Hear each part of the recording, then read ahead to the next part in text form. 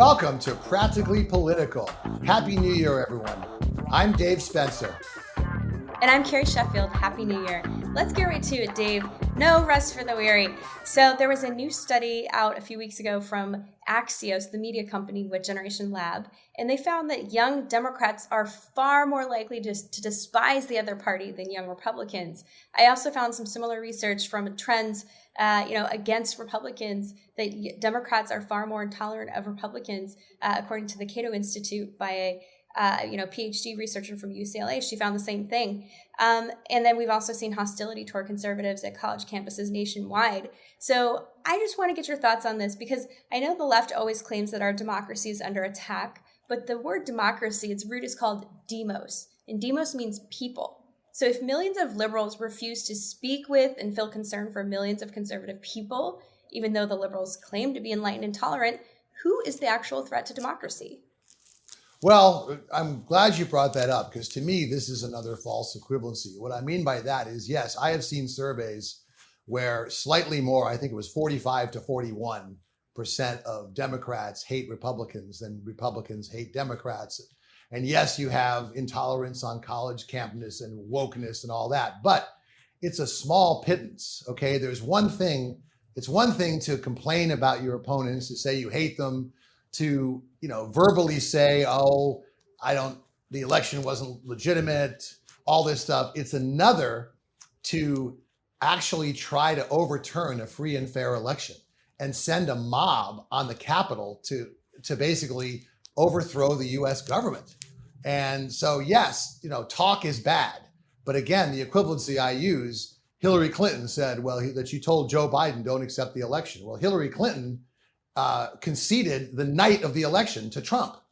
And the problem is, what caused this whole thing is, for the first time ever, the loser does not accept the winner of the outcome for a presidential election. You and all reasonable conservatives have admitted that Biden won the election fairly, but Mr. Sore Loser won't accept it. And so he's unleashed all this, where people think that not only is violence appropriate, but that 15% of Republicans actually think that Trump should do whatever he needs to reinstate himself as president.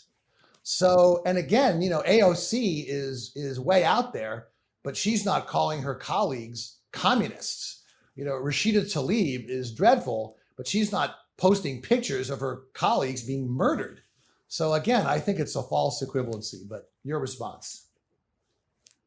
Yeah, I think that you are homing in on a very small group of people. There are only about 700 people who were arrested on January 6th, as opposed more to than half Republicans massive structural. Hey, sorry. What? I didn't interrupt you.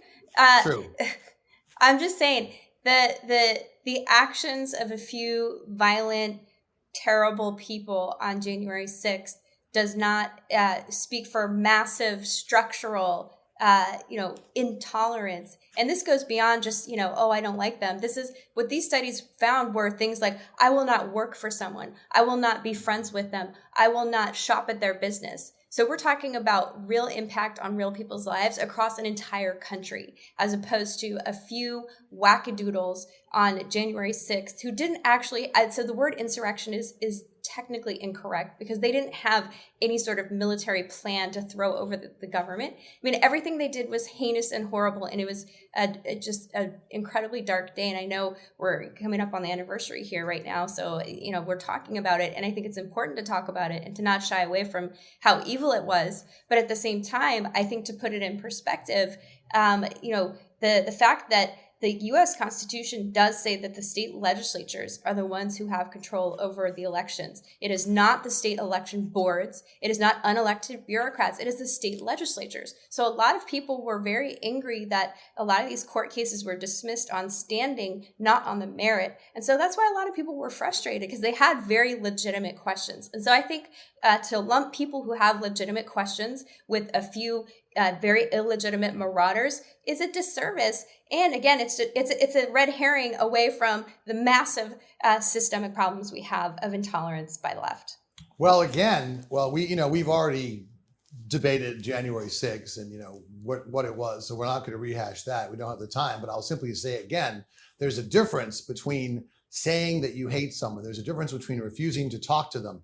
but you don't have 60% of a party claiming that the election was illegitimate. You never had that many percentage of Democrats saying that Trump wasn't duly elected, and people accepted the election, even though they may have griped about it. You also don't have a huge percent of Democrats saying that violence is appropriate. I mean, again, it's just not the same thing. If you look at the numbers, yes, the Democrats may talk a worse game, but it's the walk that counts, and that's where the GOP is far worse. But moving on, I would say they never. Okay. Yeah, but well, it's okay. No, please respond. This is a really healthy debate. The Democrats never accepted that Trump and Hillary herself, even though she conceded, she actually didn't concede.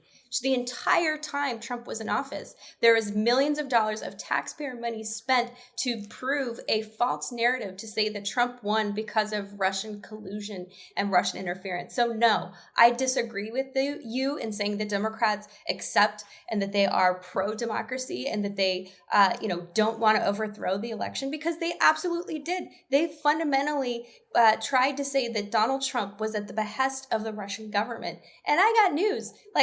The Trump campaign was ragtag. Steve Bannon even said that it was the island of misfits, that they could barely collude with each other. There was no evidence that there was collusion with Russia. And yet, for 4 years, that was the central narrative of the Democrat Party. And millions and tens of millions of Democrats still believe it.